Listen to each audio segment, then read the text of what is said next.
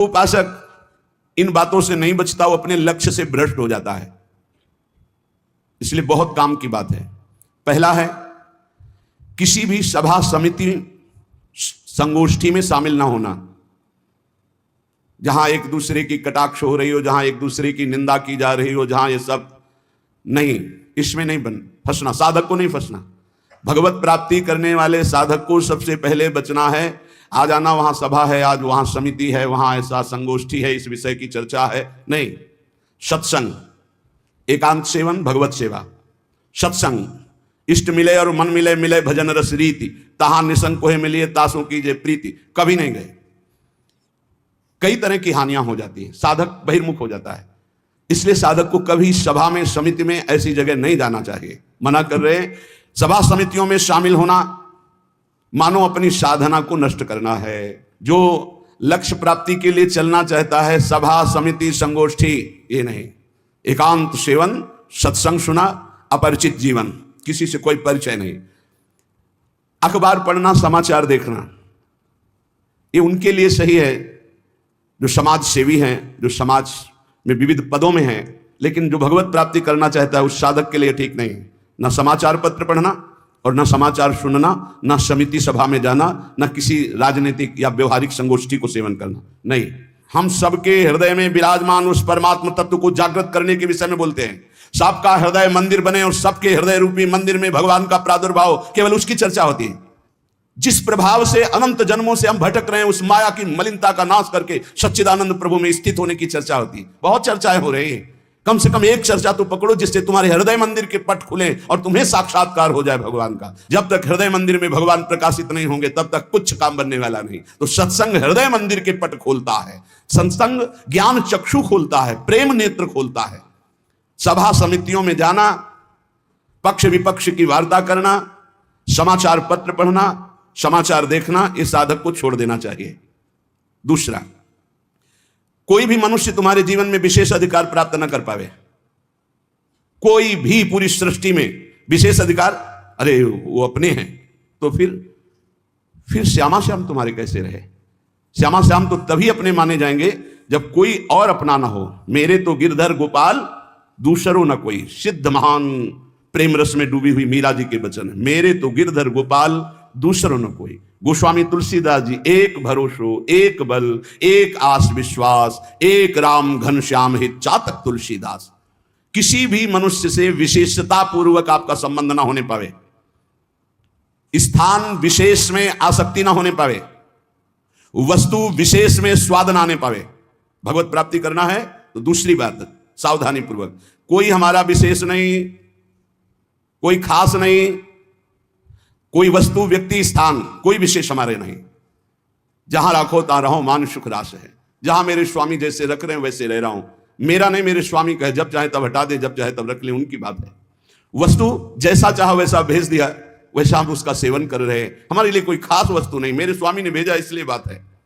तीसरी, मठ या आश्रम की स्थापना करके उसके विषय में चिंतन करना और धन आदि की चाह करना, यह साधक भगवत प्राप्ति से भ्रष्ट होने की वृत्ति है। ये सिद्धों का कार्य है, साधकों का नहीं। मठ आदि की स्थापना करना ये सिद्धों का कार्य, आचार्यों का कार्य है। आश्रम आदि की निर्माण वृत्ति करके फिर उसके संचालन के विषय में चिंतन करना, फिर रुपया पैसा इकट्ठा करना, और जब मर गए तो बाद में जो चार शिष्य हैं आपस में झगड़ा करना, मुकदमाबाजी शुरू होना।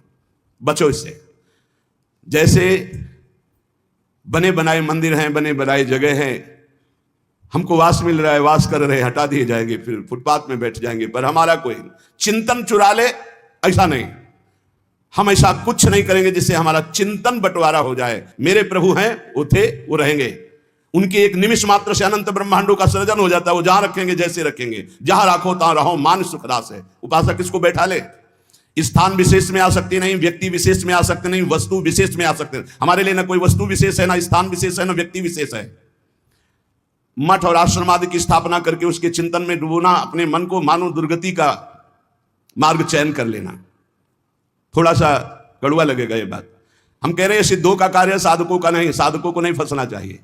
अगर साधक फंसेगा तो नष्ट हो जाएगा, पक्का, इसमें कोई संशय नहीं। वाल्मीकि रामायण में एक प्रसंग आता है कि एक ब्राह्मण देवता भिक्षा याटन के लिए निकले हुए थे, कई दिन के भूखे थे, भिक्षा मिली नहीं, तो रास्ते में कुत्ता आराम से पड़ा था, 3-4 लाठी उसकी खोपड़ी में मारी, फूट गई खोपड़ी। उस समय राजाधिराज चक्रवर्ती महाराज अनंत कोटि ब्रह्मांडों के स्वामी भगवान श्री राम सिंहासन पर विराजमान थे। दरवाजे से आवाज मारी, सेवक ने कहा एक कुत्ता अपनी प्रार्थना करना चाहता है। भगवान ने बुलाया, बोलो। बोले मैं आराम से मार्ग में पड़ा था प्रभु, क्या मार्ग के साइड में पड़े रहना अपराध है? मैं कुत्ता हूं तो इसलिए मेरा इतना भी अधिकार नहीं कि मैं रास्ते के साइड में पड़ा रहूं। नहीं हुआ क्या, एक ब्राह्मण ने हमारे 4-5 लाठी मारी, खोपड़ी फूट गई। आप बताओ क्या मेरा दोष क्या था? मैंने भूखा भी नहीं, मैंने उसको कुछ छेड़ा भी नहीं, फिर क्यों मारा? बोले हमारे दरबार में ब्राह्मण को तो दंड दिया नहीं जाता। हाँ आप आए हो इसलिए बुलाते हैं उनको और प्रार्थना करेंगे कि ऐसा क्यों किया। बुलाए गए, भगवान आदर किए उन्हें और कहा आपने ऐसी त्रुटि क्यों की, क्यों मारा इसको? बोले 3-4 दिन से भिक्षा नहीं मिल रही थी, आराम से सो रहा था, मैं भूखा टहल रहा हूं, गुस्सा आई, हमने मार दिया। अपराध है आपका? हाँ है। कुत्ते से कहा कि मैं तो दंड नहीं दे सकता क्योंकि हमारे दरबार में ब्रह्म ऋषि को दंड नहीं दिया जाता, आप दंड निर्धारित कीजिए, क्या दंड दिया जाए? उनका कलिंजर पर्वत का इनको महंत बना दिया जाए। तो ये दंड है पुरस्कार, जिसको मांगने से भी भिक्षा नहीं मिलती, वो कलिंजर पर्वत के बहुत बड़े आश्रम का महंत बन जाएगा आगे चलकर, तो ये तो पुरस्कार मिला, ये तो दंड थोड़ी। बोले नहीं प्रभु मैं मानते ही हूं, पूर्व का मैं मानते ही हूं, जो कुत्ता बना हूं, ये जब कुत्ता बनेगा ना तब इसको समझ में आएगा। सीधे कुत्ता ना कह करके इसको हमने, अगर साधक ये सिद्धों का खेल है, जो स्वात्मानंद में मगन है वो पूरा साम्राज्य चला सकते हैं, लेकिन जो साधक है अगर इस प्रपंच में फंसा तो मारा जाएगा। जब तक भगवत साक्षात्कार ना हो तब तक होश में मठ और आश्रम आदि की स्थापना करके उसके चलाने की चिंता करना, ये सब बिल्कुल परमार्थ से भ्रष्ट कर देने की बात है। चौथा, साधन में आलस्य, प्रमाद अपनी दिनचर्या में कभी नहीं होना चाहिए। गुरु प्रसाद से अभी तक, अब आगे भगवान जाने, अगर 102 बुखार भी है और हमारा नियम है 12:30 बजे 1 बजे जगना, तो जगना है, जगना। पैदल आते थे, अब ठीक उसी समय राउंड लगा के अपनी दिनचर्या है, अपनी दिनचर्या में 1 मिनट का फर्क नहीं। अब तो आराम से सो सकते हैं, नहीं आराम कहां, जब तक शरीर में श्वास है आराम नहीं। इसको ऐसे रगड़ा जाता है जैसे कंजूस मालिक नौकर से, ऐसे इस शरीर का प्रयोग किया जाता है। एक एक श्वास बचा बचा के भगवान के चरणों में, और खूब मेहनत कराओ इससे। ये किस काम में आएगा? खा खा के अगर वजन बढ़ा रहे हो तो लकड़ी का वजन बढ़ेगा, फूंक दिया जाएगा शरीर, और किस काम में आएगा? ना उठने में सुविधा, ना दिनचर्या में सुविधा। जब शरीर बढ़ जाता है ना, अरे थोड़ा कम खाओ, खूब इसको व्यायाम प्राणायाम, अपनी दिनचर्या मेहनत करो, खूब नाम जप करो, भजन करो, इसके लिए मिला है। बोले साधन में आलस्य नहीं होना चाहिए, अपनी दिनचर्या में प्रमाद नहीं होना चाहिए। किसी भी साधक, दिनचर्या में प्रमाद का मतलब है अपने जीवन को नष्ट करना। ये नींद अच्छा है या राधा राधा रटना अच्छा है? हम कहते थोड़ा सो लो। नींद में केवल सुख जो मिलता है वो 5-6 घंटे संसार का चिंतन छूट गया, इस बात का है। तो तुम बैठे बैठे जागृत में यदि ऐसा अभ्यास बना लो, उसे समाधि कहते हैं। न जागृत है, न स्वप्न है, न सुषुप्ति है, भगवदाकार वृत्ति है। इसी के लिए तो हमारा मानव जीवन हुआ है। साधक अपनी साधना में प्रमाद न करे। कभी 3 बजे, कभी 4 बजे, कभी 5:30 बजे, कभी 2 बजे, ऐसी दिनचर्या ने, एक राइट दिनचर्या, 2, 4, 5 मिनट की बात अलग, पूरे जीवन आजीवन एक दिनचर्या चलनी चाहिए साधक की। फिर कर लेंगे प्रमाद, दीर्घ सूत्रता, ये नहीं होना चाहिए।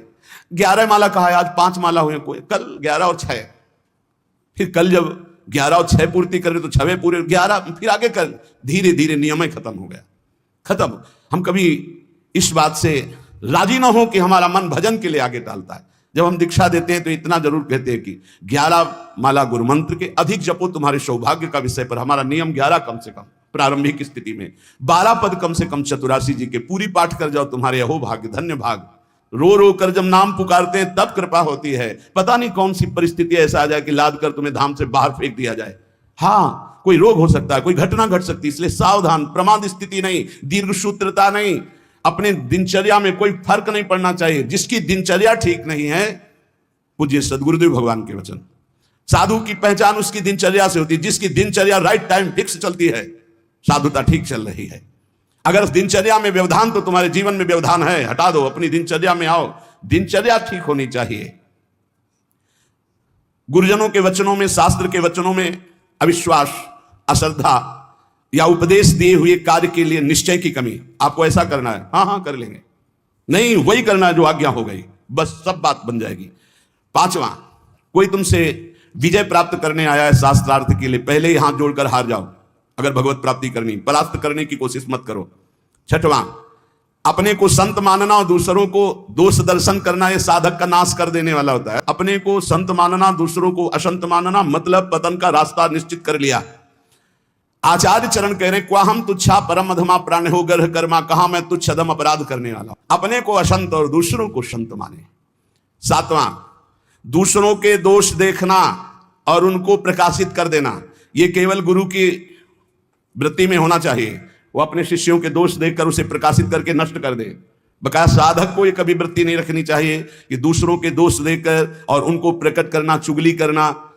अगर साधक किसी के दोष देखता है तो उसी के सामने उसको फटकारे, तब तो मित्र माना जाएगा। और उसके चले जाने के बाद यदि पीछे चर्चा करता है तो उसे निंदा करते हैं, निंदा करने से पाप लगेगा। तुम्हारे अंदर वही दोष बहुतायत मात्रा में जागृत हो जाएगा। शब्द याद कर लो।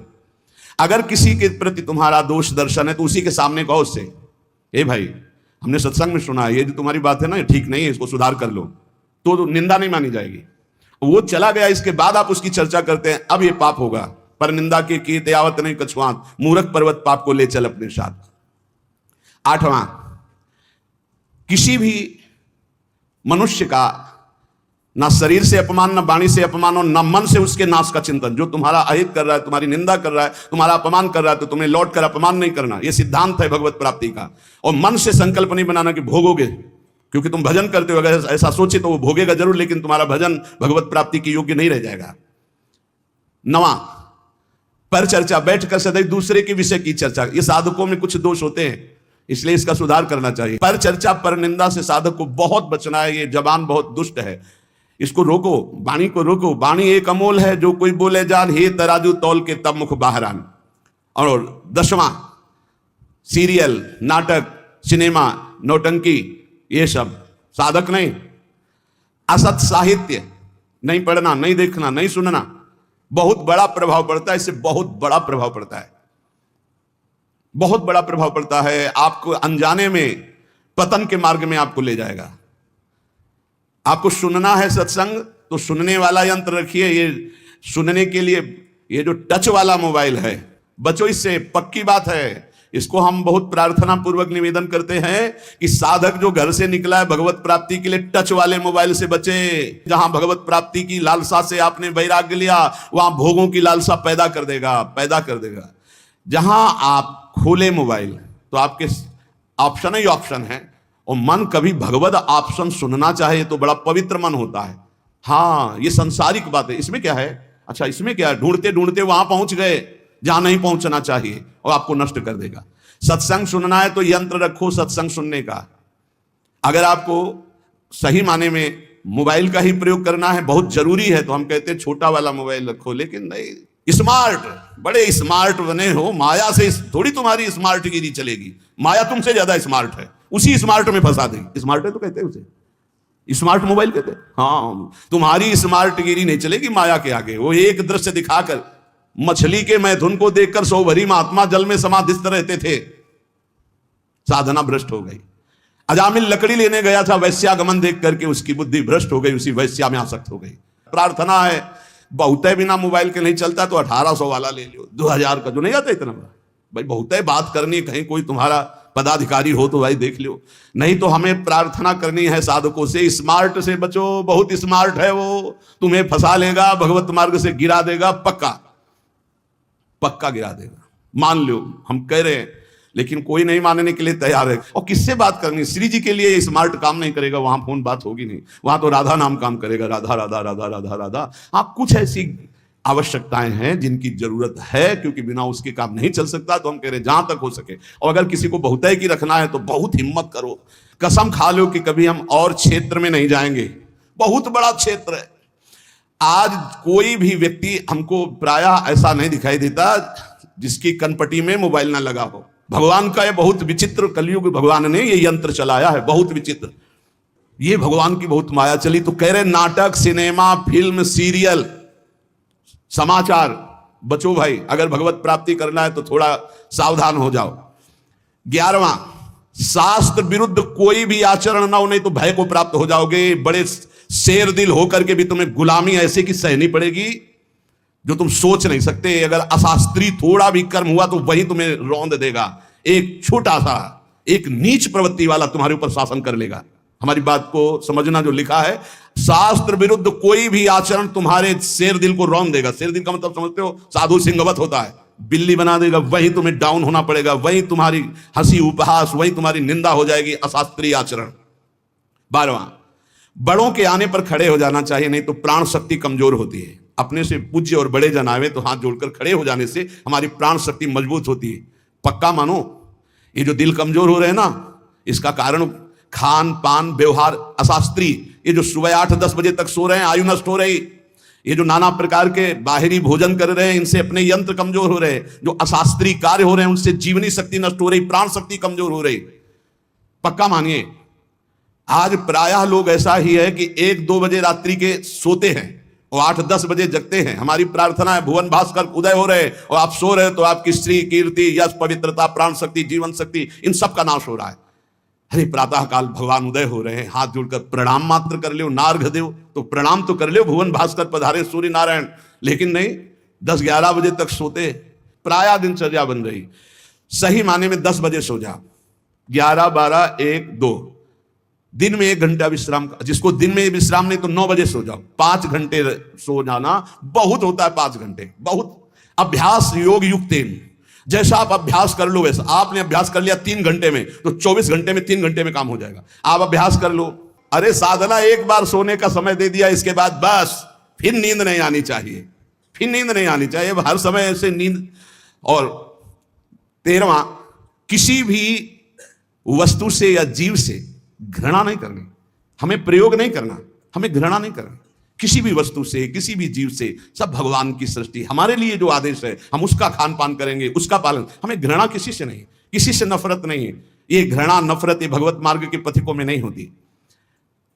विपत्ति में घबरा करके किसी और से सहयोग मांग लेना, ये बहुत खास बात है। बैठे रहो, प्रभु देखते हैं, बने तो आपसे बने, नहीं तो बिगड़ जाए, देखेंगे आप कैसे बना। पक्का गिरते गिरते गोद में हो जाओगे।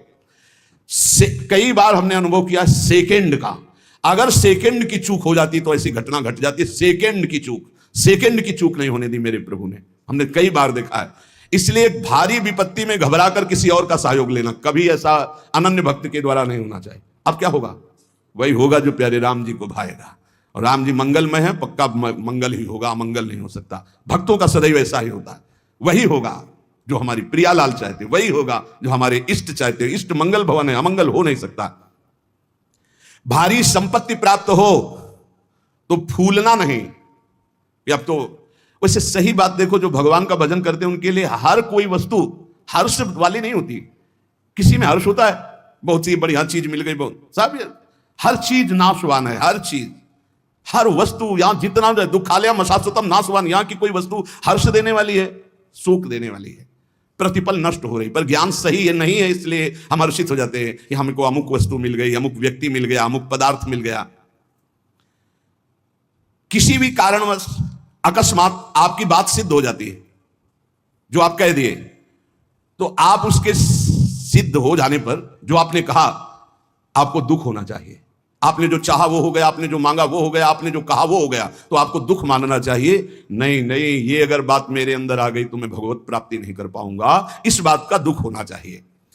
आगे ये सावधानियां वर्णन करके कह रहे हैं कि जो पुरुष इसी जन्म में भगवत प्राप्ति करना चाहता है तो सरशैया में पड़े हुए भीष्म जी ने युधिष्ठिर जी को उपदेश दिया, ध्यान से सुन ले, इसी जन्म में भगवत प्राप्ति हो जाएगी।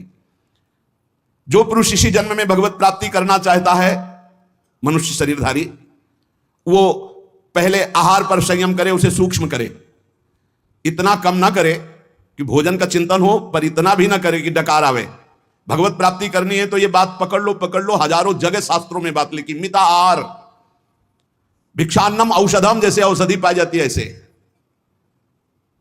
बहुत संभाल के खाओ पियो, जितने से एकदम आपका शरीर हल्का बना रहे। एक दो शरीरों को तो रोग हो जाता है, वो क्या कहते हैं, जो गले में होती गांठ, थायराइड है ऐसे, वो तो बात अलग है कि भाई अब थायराइड हो गया है, नहीं तो थायराइड में ज्यादा तगड़ाहट हो रही। थायराइड खूब खाते चले जा रहे, जिसको इस जन्म में भगवत प्राप्ति करनी, भोजन पर पहले सुधार करे, अल्पाहार और सात्विक भोजन, चाट चटोरा भोजन की तरफ से बचे। अगर भगवत प्राप्ति करनी है, अल्पाहार करे, प्रकृति से परे अविनाशी पद की प्राप्ति के लिए प्रकृति के आकर्षण पर विजय प्राप्त करना पड़ेगा। जो साधक घर में रहकर या घर छोड़कर, दोनों साधक होते हैं, गृहस्थी और विरक्ति, जो घर में रहकर साधना कर रहे हैं उनको चाहिए किसी और का ना खाएं, अपनी मेहनत का कमाया हुआ ही भोजन पावे, चाहे जहां जाए, कहीं किसी और का ना खाएं। 10 रुपए का खाया है, 20 दे दो, तुम्हारे को भगवत प्राप्ति करना है। कभी ऐसा नहीं कि रास्ते में भंडारा बट रहा है, हलवा बट रहा है, दबा के पा लिया, चलो यार कम से कम बचे तो 100-200 रुपए। नहीं बचे, नहीं, जिसके लिए आए थे वो सब ले गया। वो गृहस्थ आदमी को अगर किसी का पानी भी पियो तो 5 रुपया उसको दे दो, 2 रुपया दे दो, नहीं रुपया दे दिया, वहां 2-4 दोना पत्तल उठा करके आसपास से कुछ सेवा कर दो। कोई तुम्हारे सुकृत ना लेने पावे भगवत प्राप्ति के मार्ग। अगर विरक्त है तो भिक्षान्नम औषधम, विषयों के सामने उपस्थित होने पर भोगने की इच्छा ना होना। गृहस्थ हो, तुम्हारे धर्म के विरुद्ध भोग का अवसर आ गया, हट जाओ, भाग जाओ, प्राण बचा लो, मत भोगना, नहीं तो भगवत प्राप्ति में बाधा। और विरक्त है, भोग सामग्री एकदम एकत्रित है, एकांत है, भोग लो, ना ही भोगना, क्योंकि मुझे भगवत प्राप्ति करनी है। नेत्र से, वाणी से, मन से किसी भी दूषित भोग को ना भोगना। नेत्रों से भी भोगना होता है। आप मोबाइल में देख रहे हो या छुप के देख रहे हो, ये ऐसा दृश्य देख रहे हो, ये नेत्रों से भोग हो गया, ये आपको नष्ट कर देगा। नेत्रों से बहुत नष्ट हो चुके हैं, नेत्र ही है जो दिखा करके भ्रष्ट हो गए।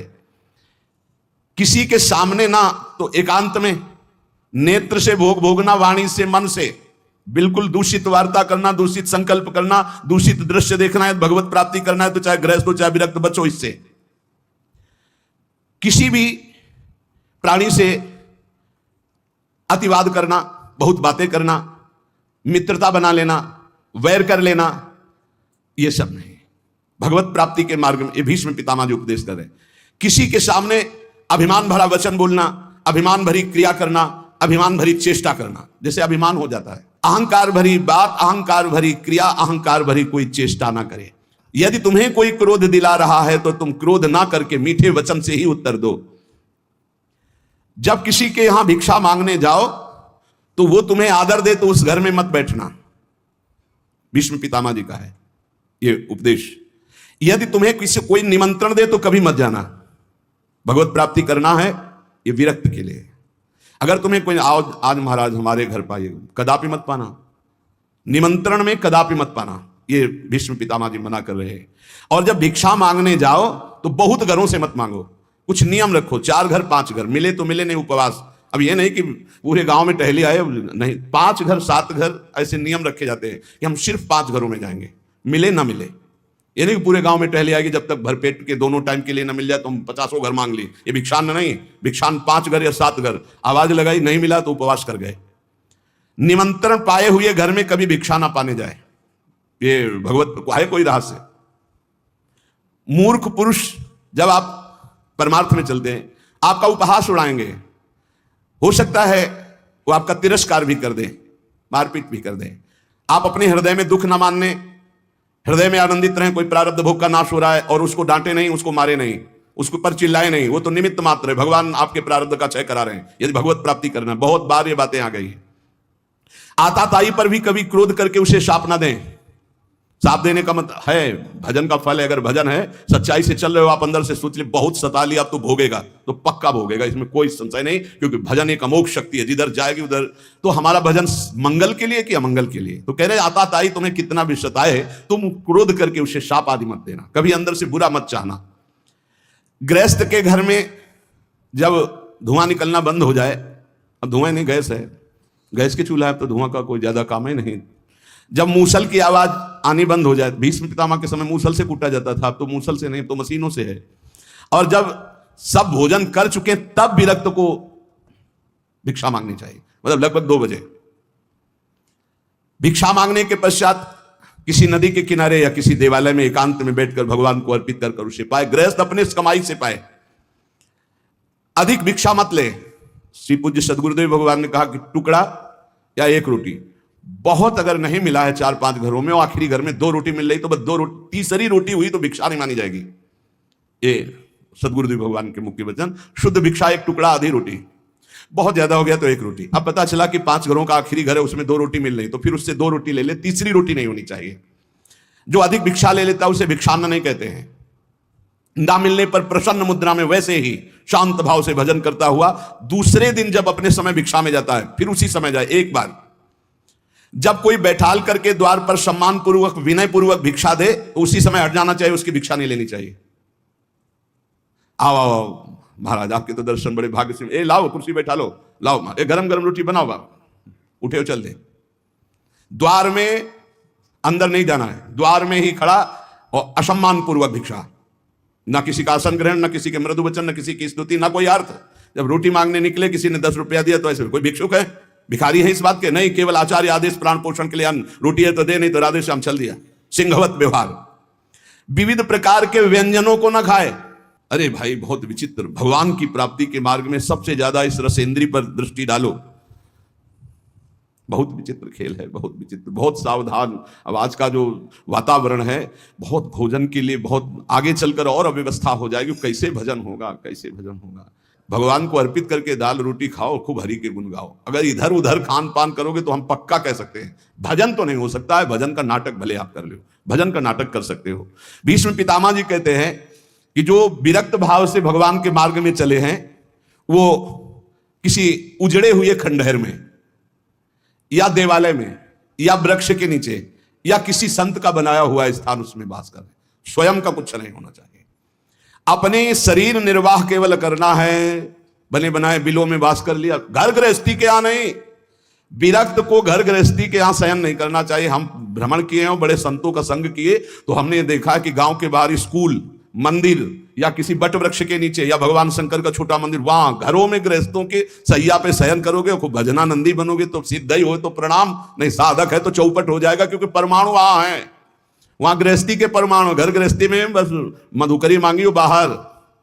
बहुत सावधानी की जरूरत है। भीष्म पितामह जी कह रहे हैं विरक्त को अपने मन को अचल और स्थिर करने के लिए कहां शयन करे? वृक्ष के नीचे, उजड़े हुए खंडहर, देवालय, ऐसे बाहर, या किसी संत का जहां साधु समागम। किसी भी गृहस्थ के घर में विरक्त को शयन का अधिकार नहीं। बाहर बहुत ही ऐसी अव्यवस्था है तो स्कूल होते हैं गांव में, या गांव के किनारे कोई न कोई छोटा मोटा मंदिर होता है, लता वृक्ष होते हैं। अपना आहार करो, एकांत सेवन करो। अपने तो करुणा है, धाम में वास मिला हुआ है श्री जी के। जो किसी गृहस्थ से राग कर लेता है विरक्त होकर के, उसके अंदर पाप कर्म की इच्छा प्रकट होने लगती है। बहुत सावधान। नित्य तृप्त रहो, भगवत चिंतन में छके रहो, संतुष्ट रहो भगवत चिंतन में, मुख प्रसन्न रहे, इंद्रियां शासन में रहे, निर्भय रहो भगवत मार्ग के पथिक। हर समय नाम जप चलना चाहिए। मौन का आश्रय लो नाम जप बढ़ाने के लिए। वैराग्य की भावना को पुष्ट रखो। समस्त जगत के पदार्थ नाशवान है, किसी पर आसक्त मत हो। सब ये उत्पत्तिशील जितने ये सब विनाश को प्राप्त होंगे, इसलिए सत्य नहीं है, सत्य सच्चिदानंद भगवान है। मन और इंद्रियों को संभालना ही साधना है, यही तपस्या है। अपनी इंद्रियों और मन को संभाल लो। अष्टावात्म गुणाः, जिस साधक में, संत में 8 गुण हैं, वही भगवत प्राप्ति कर पाएगा। शास्त्र है, दया सर्वभूतेषु, शांतिरनुसूया, शौचमानयासौ, मंगल कार्पण्य मस्पृहा। कह रहे सबसे पहला है दया। दया सर्वभूतेषु। अगर आप साधक हैं, भजन मार्ग में हैं, परे वा बंधु वर्गे वा मित्रे द्वेष्टेरि वा सदा आपन्ने रक्षितव्यम तु दयैषा परिकीर्तिताः। दया किसे कहते हैं? अपने पराये का भेद नहीं है। मित्र हो या शत्रु हो, वो भारी दुख में पड़ा हुआ है, तो जितना हमें शारीरिक बल, बौद्धिक बल, तप बल प्राप्त है, हम उसका प्रयोग करके उसकी रक्षा कर ले, पर आसक्त ना हो। रक्षा करना, चाहे वो मित्र हो या शत्रु हो, कोई भी हो। साधुता का हृदय, भक्त का हृदय कैसा होता है? परे वा बंधु वर्गे वा मित्रे द्वेष्टेरि वा सदा। वो पराया है, अपना ये भेद तो होता नहीं इस भगवत मार्ग के पथिक में। मित्र है या शत्रु है, अगर वो विपत्ति में फंसा हुआ है तो शरीर बल, तप बल, वाणी बल, हर बल के द्वारा हम उसकी रक्षा करेंगे, पर अपनापन नहीं करेंगे। जैसे मृग की रक्षा की, पर अपनापन ममता कर लिया तो अगला जन्म मृग का बना। दया बिना साधु कसाई, और दया करी तो आफत आई। इसलिए दया बहुत संभाल के। दया क्या? हमारे जितना बल है हम आपके कल्याण के लिए प्रयोग किया और अलग हो गए, आसक्त नहीं हुए, कभी उससे धन्यवाद पाने की इच्छा नहीं की, उसे दया कहते हैं। दूसरा शांति।